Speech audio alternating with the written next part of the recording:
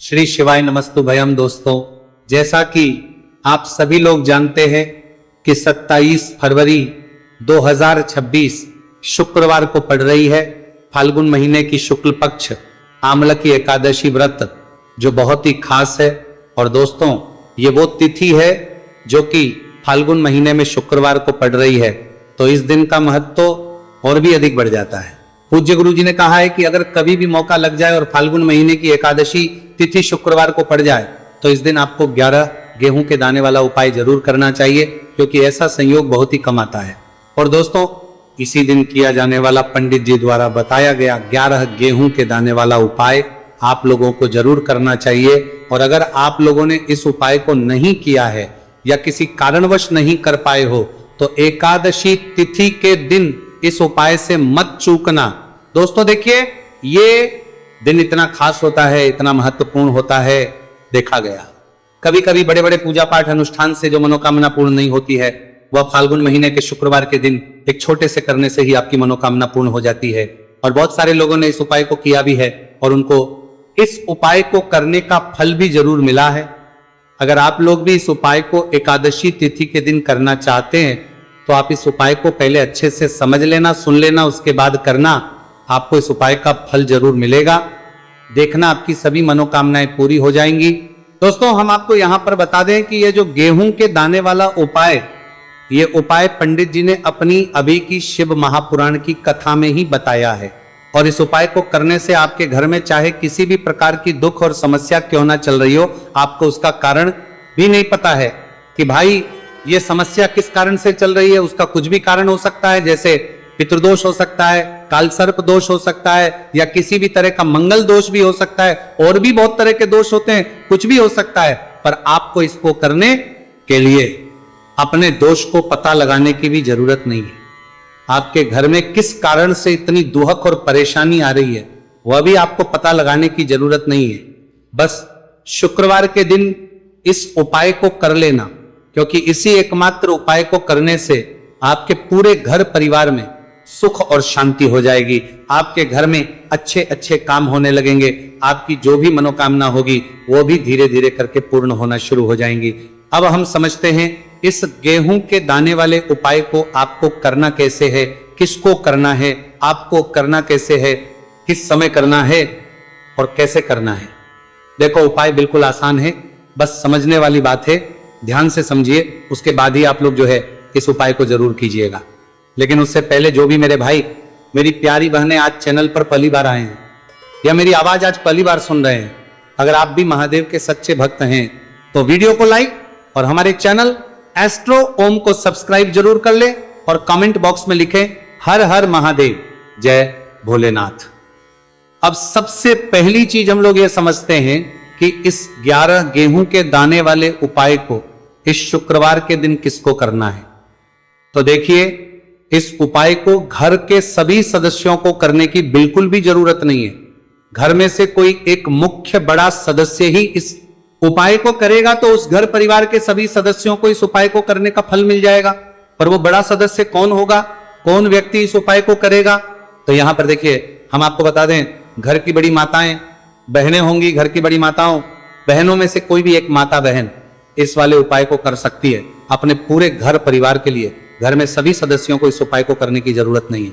मात्र घर की जो बड़ी माताएं बहनें हैं उनमें से कोई भी एक माता बहन इस वाले उपाय को करेगी तो उसके घर परिवार के पूरे सदस्यों को इस उपाय का फल मिलेगा। अगर किसी कारणवश माताएं बहनें घर में उपस्थित ना हो या वो इस उपाय को कर रही हो, कुछ दिक्कत हो, तो भाई उस जगह पर फिर घर का कोई बड़ा व्यक्ति भी इस उपाय को कर सकता है। माताओं बहनों के कहने का मतलब यह था कि माताएं बहनें घर की लक्ष्मी होती है। जब घर की लक्ष्मी कोई उपाय करती है तो निश्चित ही भगवान शिव जी बहुत जल्दी प्रसन्न होते हैं और उपाय का फल में बहुत जल्दी और बहुत बड़ा करके भी यहां पर देते हैं। तो आप लोग ये बात समझ गए होंगे। अब हम ये बात समझते हैं इस वाले उपाय को हमें करना किस समय है। इस 11 गेहूं के दाने वाले उपाय को हमें इस शुक्रवार एकादशी तिथि के दिन करना किस समय है। तो देखिए, इस उपाय को करने का जो समय है शाम का समय है। अब देखिए, यहां पर हम मुख्य रूप से सुबह का समय नहीं बोलेंगे, क्योंकि देखिए ये जो नया साल है और आप सभी लोग जानते हैं इसका शाम का जो समय होता है ना, इस दिन भगवान शिव और माता पार्वती जी का सबसे प्रिय दिन होता है। तो आप लोग इस गेहूं के दाने वाले उपाय को शाम के समय में कर सकते हो। और देखो अगर सुबह करोगे तो आप 8 बजे से 11 बजे के मध्य उपाय को कर सकते हो। और देखो अगर शाम के समय कर रहे हो तो इस दिन जरूर शाम के समय का ध्यान रखना कि रात के 6 बजे से लेकर 7 बजे के बीच में अगर आप इस उपाय को कर सकते हो तो बिल्कुल कर लेना, पूरी कोशिश करना, आपको उपाय का फल जरूर मिलेगा। ये बात आपको समझ आ गई। अब बात करते हैं उपाय की। देखो गुरुजी ने कहा है कि अगर शुक्रवार के दिन एकादशी तिथि व्रत पड़ जाए तो इस दिन आपको 11 गेहूं के दाने वाला तो अवश्य ही करना चाहिए। देखो यह उपाय यदि आपके जीवन में कर्जा बहुत अधिक है, आपके जीवन में संकट बहुत अधिक रहते हैं, आपके ऊपर बहुत अधिक विपदा आ रही है, बार बार आपको अपने व्यापार में और अपने धन में हानि देखने को मिल रही है, यानी कि आपको प्रत्येक कार्य में हानि हो रही है, तो आपको यह उपाय करना चाहिए। देखिए इस उपाय के लिए आपको 11 गेहूं के दाने आपको लेने हैं, ठीक है। 11 लेने के बाद में आपको जरूरत होगी चावल के दानों की। 11 चावल के दाने और 11 गेहूं के दाने, और चावल के दाने खंडित नहीं होने चाहिए। अब आप कहोगे भैया गेहूं कहां से लेने हैं? देखो आपको किसी भी किराना स्टोर पे गेहूं के दाने मिल जाएंगे, जाके ले लेना, ठीक है ना। 11 गेहूं 11 चावल के दाने लेने हैं। साथ ही साथ आपको एक तांबे का लोटा लेना है और उस तांबे के लोटे में आपको जल भरना है। जल आपका खुद के घर का होना चाहिए, मंदिर का नहीं होगा। अब आप ये सब सामग्री लेकर पहुंच जाओगे महादेव के शिवलिंग के पास में शाम के टाइम पे प्रदोष काल में। देखो जब आप ये उपाय कर रहे हो तो अपना फेस रखना उत्तर दिशा, नॉर्थ डायरेक्शन की तरफ। अब यहाँ पे जो मैं आपको क्रम बताने जा रहा हूं ना, उस मेरे क्रम को बहुत ध्यान से सुनिए। महादेव को अगर कोई सबसे प्रिय है ना तो उनकी सबसे छोटी पुत्री जिनका नाम है माता अशोक सुंदरी, जो आपके पास में चावल के 11 दाने हैं ना, चावल के 11 दानों को माता अशोक सुंदरी के स्थान पर आपको अपना नाम और गोत्र बोलते हुए समर्पित कर देने हैं, है ना। चावल के दानों को रखने के बाद में जो आपके पास में तांबे का लोटा है ना, उस तांबे के लोटे को कहीं पे भी हम जल नहीं चढ़ेंगे। सिर्फ और सिर्फ माता पार्वती का जो हस्तकमल आपको दिख रहा है यहीं पे गोल गोल आपको समर्पित करना है, उसी जल को, और कहीं नहीं, ना तो माता अशोक सुंदरी के स्थान पर ना तो के ऊपर, सिर्फ आपको यहाँ पे गोल गोल जलाधारी पर आपको उस जल को समर्पित करना है। अब आपके पास में बचे हुए हैं 11 गेहूं के दाने, और बचे हैं उन्हीं 11 गेहूं के दाने को आपको अपनी मनोकामना, अपने विशेष कहते हुए महादेव के शिवलिंग के ऊपर अगर आप एकादशी तिथि के दिन प्रदोष काल में समर्पित कर देते हैं तो आपकी जो भी मनोकामनाएं होंगी, जो भी विश होंगी, महादेव पूरी जरूर करते हैं। अन्न समर्पण करने से, उस खासकर गेहूं को समर्पण करने से हमारी इच्छाएं पूरी होती हैं। और अगर वो दिन एकादशी तिथि का दिन हो तब तो इससे सुंदर संयोग कुछ भी नहीं हो सकता। आपकी इच्छाओं को पूरा करने के लिए बहुत स्पेशल, बहुत प्यारा सा उपाय आप सभी को जरूर करना है। ध्यान में रखिएगा, यह उपाय प्रदोष काल में करना है। देखो गुरुजी ने कहा है भगवान शिव के शिवलिंग पर 33 कोटि देवी देवताओं का वास होता है।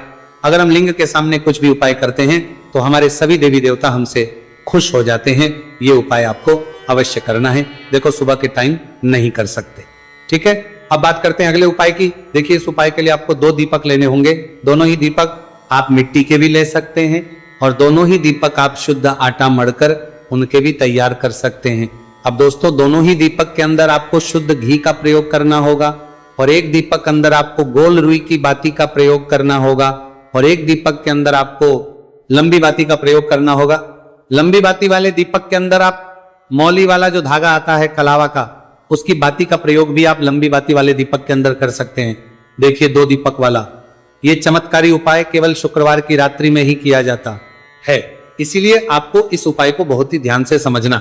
इसी के साथ में आपको 1 चुटकी काले तिल के दाने लेना है, और इसी के साथ में आपको मात्र 1 चुटकी हल्दी भी लेनी होगी। अब दोस्तों ये सभी सामग्री लेकर के आपको रात्रि के समय पहुंच जाना है अपने घर में, जहां कहीं भी तुलसी जी का पौधा, तुलसी माता का निवास स्थान है, वहां पर देखिए दोस्तों सबसे पहले तो आपके पास जो एक गोल बाती का दीपक, उसे आपको तुलसी जी के वहां पर प्रज्वलित करना है। दीपक को प्रज्वलित करते समय आपको ओम नमो भगवते वासुदेवा या इस मंत्र का 11 बार जाप कर लेना है।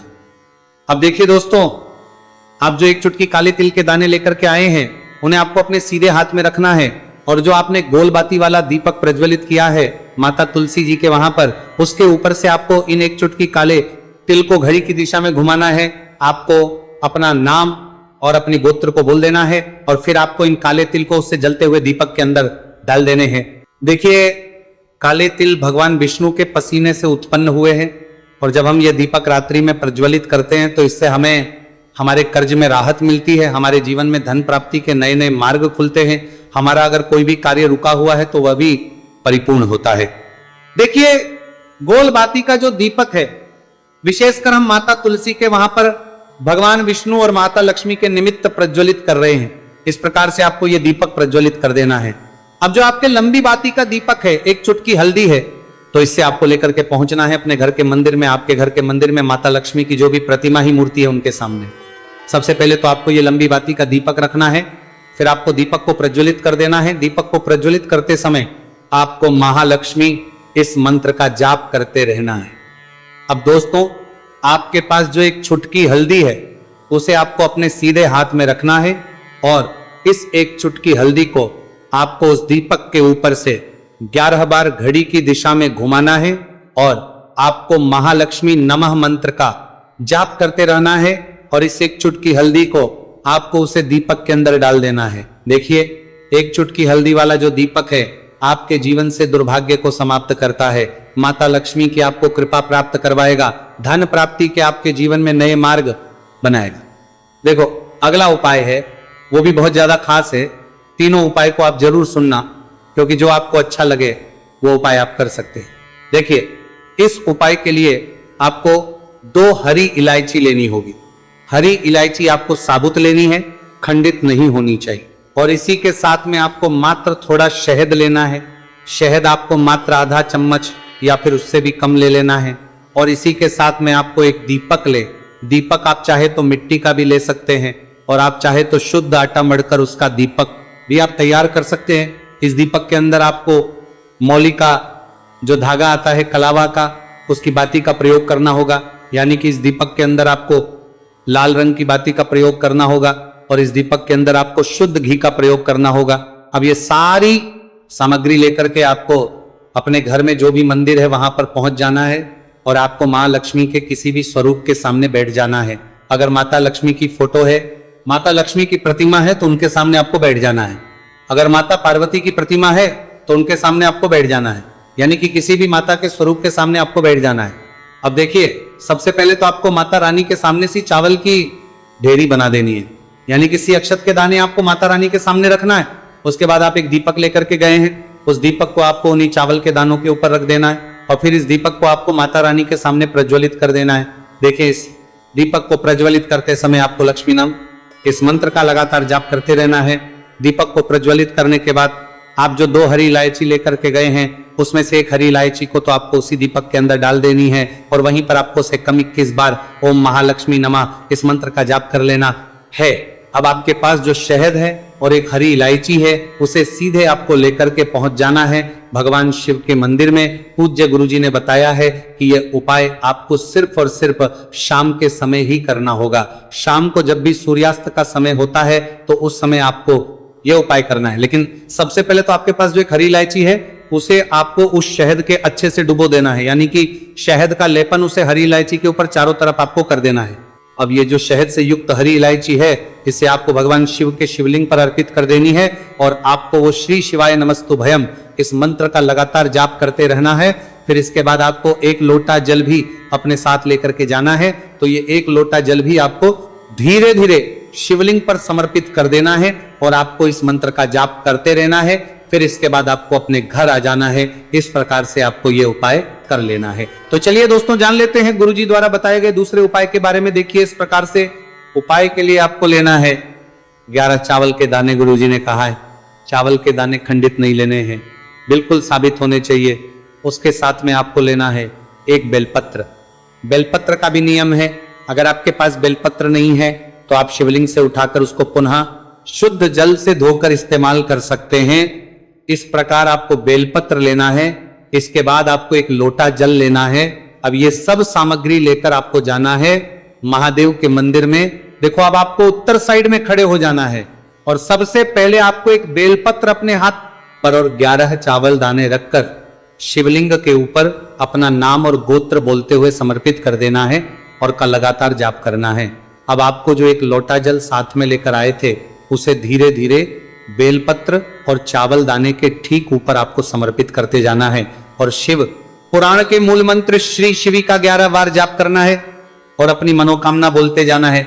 देखो बस छोटा सा उपाय करना है, देखना एक दिन आपके सब काम बनने लग जाएंगे। गुरुजी का बहुत ही विशेष उपाय है।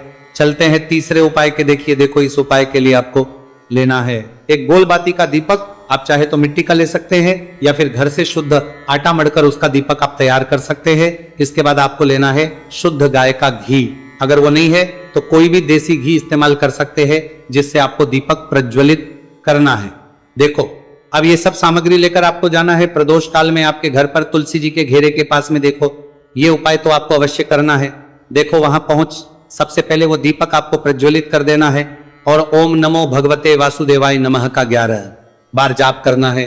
उसके बाद आपको अपने सीधे हाथ में थोड़ी हल्दी लेकर उस दीपक में अपना नाम और गोत्र बोलते हुए डाल देना है। उसके बाद माता लक्ष्मी से आपको प्रार्थना करना है कि हे महालक्ष्मी, हमारी सभी दुख तकलीफों को दूर करो। हे महादेव, हमारे सब दुख कष्टों को खत्म करो। इस भावना से आपको ये उपाय करना है। ये